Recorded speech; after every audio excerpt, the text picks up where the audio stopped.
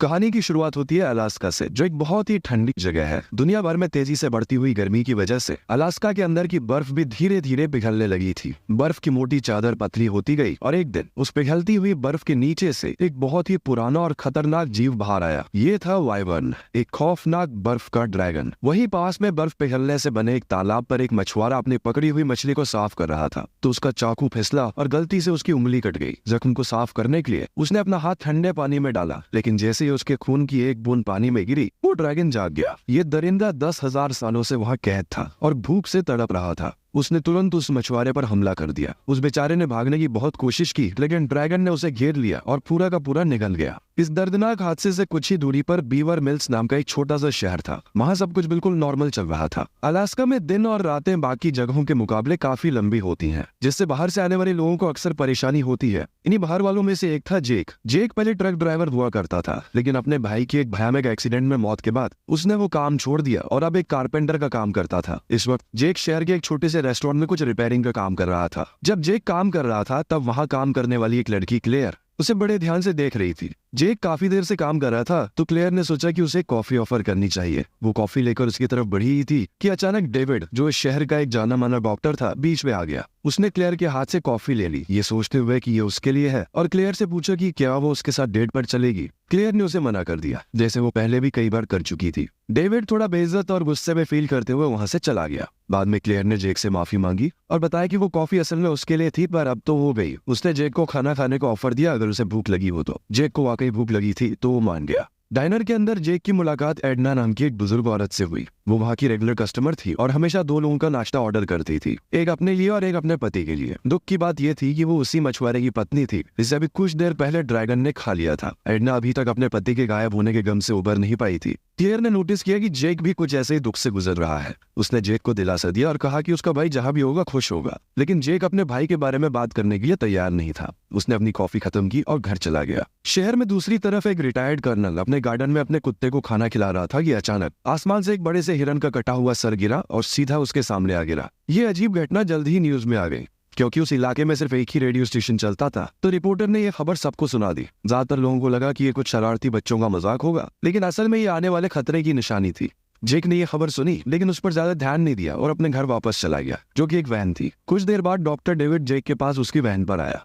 उसने जेक का हाथ देखा और कहा कि वो उसकी चोट का इलाज करना चाहता है, लेकिन इलाज तो सिर्फ एक बहाना था। डेविड असल में यह पता लगाना चाहता था कि क्या जेक और क्लेयर के बीच कुछ चल रहा है। जेक ने मना कर दिया और डॉक्टर को बताया कि वो यहाँ पर हमेशा के लिए नहीं रहने वाला। उसने समझाया कि जैसे उसके भाई के एक्सीडेंट का इंश्योरेंस पैसा मिलेगा, वो यहाँ से चला जाएगा। ये सुनकर डॉक्टर बहुत खुश हो गया। उसने जेक से कहा कि इलाज के पैसे देने की जरूरत नहीं है और अगर कोई और मदद चाहिए हो तो बता देना। वापस जाते वक्त डेविड जंगल के पास अपनी गाड़ी रोककर बाथरूम के लिए उतरा। जब वो बाहर था तो उसने ऊपर से एक जोर की आवाज सुनी। जब उसने ऊपर देखा तो उसे वो बड़ा सा बर्फ का ड्रैगन दिखाई दिया। ड्रैगन गाड़ी के पास आया और अचानक डॉक्टर पर हमला कर दिया। डेविड किसी तरह जंगल में भागा और कुछ देर के लिए छुप गया। जब उसे लगा कि ड्रैगन चला गया है, तो वो वापस अपनी गाड़ी के पास आया, लेकिन जैसे ही उसने गाड़ी स्टार्ट करने की कोशिश की, ड्रैगन वापस आ गया और उस पर हमला कर दिया, जिससे ऐसा लगा कि डेविड मारा गया है। अगले दिन हेस नाम का एक आदमी जंगल में शिकार करने गया। उसने जमीन पर अजीब से निशान देखे और एक बहुत बड़े जानवर का गोबर भी देखा। वो जानता था कि उस जंगल में कोई भी ऐसा जानवर नहीं है जो इतने बड़े निशान छोड़ सके। अचानक वो वाइवर्न उसके सामने आ गया। हेस ने अपनी बंदूक चलाई, पर ड्रैगन बच गया।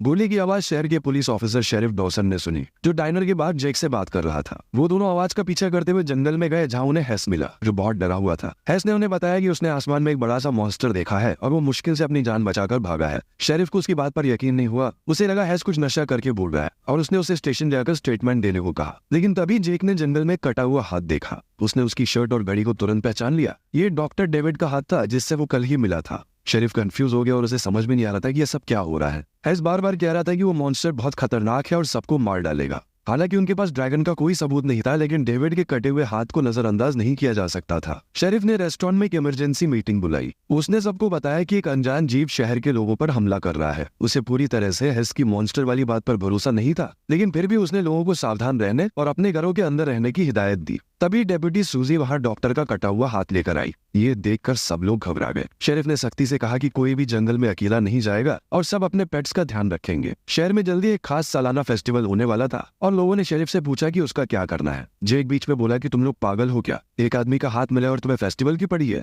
लेकिन शेरिफ ने कहा कि एक बाहर वाला हमारे तरीके नहीं समझता और फेस्टिवल नहीं रुकेगा ताकि शहर में डर का माहौल न बने। मीटिंग के बाद शेरिफ को टॉमस नाम के एक आदमी का फोन आया जिसने कहा कि उसके फार्म पर हमला हुआ है। शेरिफ तुरंत फार्म की तरफ निकल गया। उधर रिटायर्ड कर्नल ट्रेविस अभी भी ये पता लगाने की कोशिश कर रहा था कि उसके गार्डन में वो हिरन का सर किसने फेंका। उसने ऊपर देखा और आसमान में उस बड़े से ड्रैगन को उड़ते हुए देखा। वो तुरंत अपनी जीप लेकर पुलिस को बताने निकल पड़ा, लेकिन रास्ते में ड्रैगन अचानक उसके सामने आ गया। कर्नल बंदूक लेकर गाड़ी से बाहर आया और Y1 पर गोलियां चलाने लगा। गोलियों से ड्रैगन को कुछ हुआ तो नहीं, पर शोर से वो डरकर भाग गया। इसके बाद कर्नल शहर गया और डेप्यूटी सूजी को सब कुछ बताया। उसने कहा कि एलियंस ने हमारी दुनिया पर हमला कर दिया है। सूजी को लगा कि ये बूढ़ा पागल हो गया है और उसने उसे घर जाने को कहा। फिर भी उसने सोचा कि चलो शेरिफ को एक बार बता देना चाहिए, लेकिन तब तक शेरिफ टॉमस के फार्म पर पहुंच चुका था और फोन नहीं उठा रहा था। जब शेरिफ घोड़ों के अस्तबल में गया तो उसने टॉमस को आवाज लगाई। अचानक वो खून के एक तालाब में फिसल गया। वहां पड़े हुए उसे टॉमस की लाश दिखाई दी। शेरिफ इतना खून खराबा देखने का आदी नहीं था। वो इतना घबरा गया कि बेहोश हो गया। तब कर्नल भागकर हेमंटन के पास गया जो रेडियो स्टेशन में काम करता था। हेम्पटन ने कहा कि जल्दी से मॉन्स्टर के बारे में इमरजेंसी अनाउंसमेंट कर दूं, पर हेम्पटन ने मना कर दिया क्योंकि वो बिना गवर्नमेंट की परमिशन के ऐसा नहीं कर सकती थी। कर्नल को बहुत गुस्सा आया पर वो कुछ कर नहीं सकता था। फिर वो अपने दोस्त फार्ली के पास गया जो फेस्टिवल के लिए खाना बना रहा था, लेकिन फार्ली ने भी उसकी बात पर विश्वास नहीं किया। लेकिन जल्द ही सबको यकीन हो गया जब Y1 खुद शहर में आ गया। वो सीधा रेडियो स्टेशन के सामने उतरा। ड्रैगन को देखकर हेम्पटन ने मदद के लिए मैसेज भेजने की कोशिश की, लेकिन ड्रैगन ने बिजली का खंभा तोड़ दिया जिससे पावर चली गई और रेडियो बंद हो गया। उधर फार्म पर शेरिफ को होश आया और उसने अपने रेडियो से सूजी को कहा कि सब लोगों को घर भेज दो। सूजी ने मेगाफोन से अनाउंस किया कि सब लोग अपने घरों में चले जाओ, लेकिन उसकी किस्मत खराब थी। अचानक वो बड़ा सा ड्रैगन उसके ऊपर आया और एक ही झटके में सूजी पर हमला कर दिया। अपने बड़े और खतरनाक पंजों से उसे मार डाला। अब सब लोग ड्रैगन को देखकर भागने लगे। शहर में अफरा तफरी मच गई। क्लेयर और जेक रेस्टोरेंट के अंदर भागे। उन्होंने चीखें सुनी और देखा कि ड्रैगन उनके पास आ रहा है। उसने अपने बड़े और खतरनाक दांतों से डाइनर का दरवाजा तोड़ दिया और अंदर घुसने की कोशिश की। लोग टेबल्स के पीछे छुप गए। थोड़ी देर बाद ड्रैगन ने हमला बंद कर दिया और ऊपर उड़ गया ताकि शहर में दूसरे लोगों को पकड़कर खा सके। थोड़ी देर बाद हेम्पटन और फार्ली भी डाइनर में आ गए और सबको बताया कि वो खतरनाक क्रीचर लोगों को एक एक करके खाता जा रहा है। सबको ये जीम बहुत अजीब लग रहा था। तब क्लेयर ने कहा कि शायद ही एक ड्रैगन है पुरानी कहानियों जैसा। हेम्पटन ने उसे पागल कहा, पर हेस ने कहा कि हर देश में ऐसी रहस्यमयी ड्रैगन्स की कहानियां होती है। उसने बताया कि पुरानी कहानियों में एक वाइवर नाम का ड्रैगन था जिसका जन्म नरक में हुआ था और वो बहुत भूखा रहता था। कहानी के मुताबिक शुरू में ये सिर्फ बुरे लोगों को खाता था, लेकिन बाद में इसकी भूख इतनी बढ़ गई कि इसने सबको खाना शुरू कर दिया। देवताओं के राजा ओडिन ने उसे बर्फ के एक पहाड़ में कैद कर दिया था। अब जब दुनिया भर में बर्फ पिघल रही है तो शायद Y1 भी आजाद हो गया है। हेस को ये इसलिए पता था क्योंकि उसका परिवार नॉर्वे से आया था जहाँ की ये कहानियां हैं। जेक ने पूछा कि क्या इसे मारने का कोई तरीका है।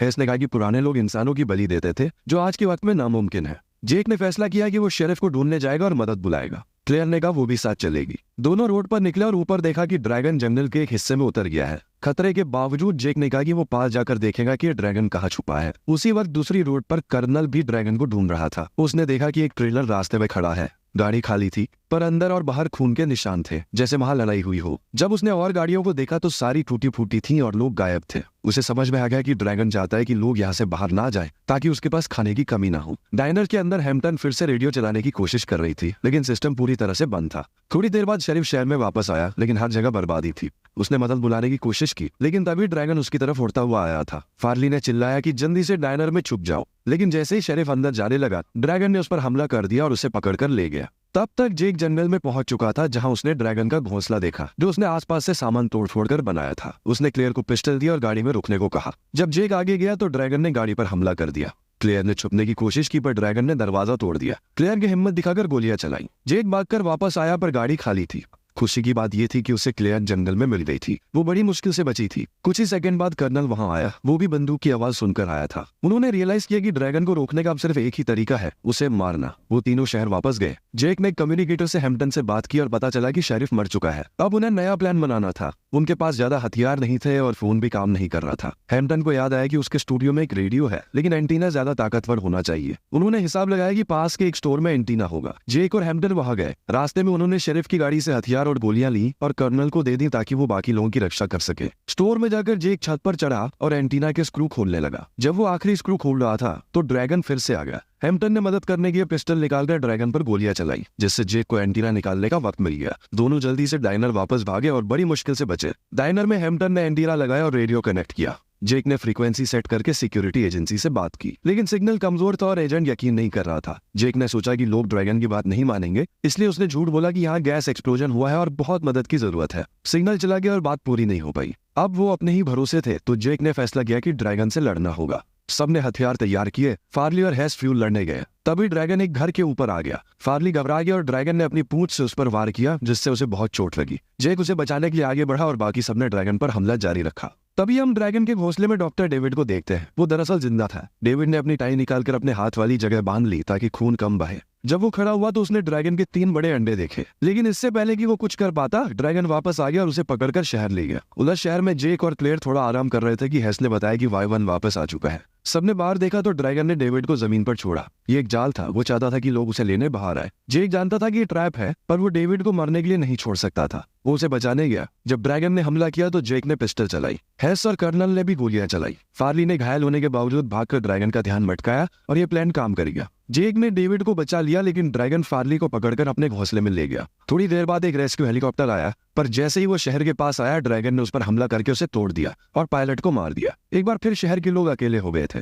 डेविड, जिसकी हालत बहुत खराब थी, उसने अपनी आखिरी सांसों में बताया कि घोंसले में 3 अंडे हैं। अगर वो अंडे फूट गए तो और ड्रैगन्स पैदा होंगे और उन्हें रोकना नामुमकिन होगा। जेक ने कहा, हम जंगल जाएंगे और अंडों को खत्म करेंगे। उन्होंने एडना को वहीं छोड़ा और बाकी सब जंगल गए। वहां उन्हें एक पावर जनरेटर मिला जो उन्होंने एडना को वहीं छोड़ा और बाकी सब जंगल गए। वहां उन्हें एक पावर जनरेटर मिला जो डेंजरस करंट पैदा कर सकता था। उन्होंने सोचा करंट से ड्रैगन को मारेंगे।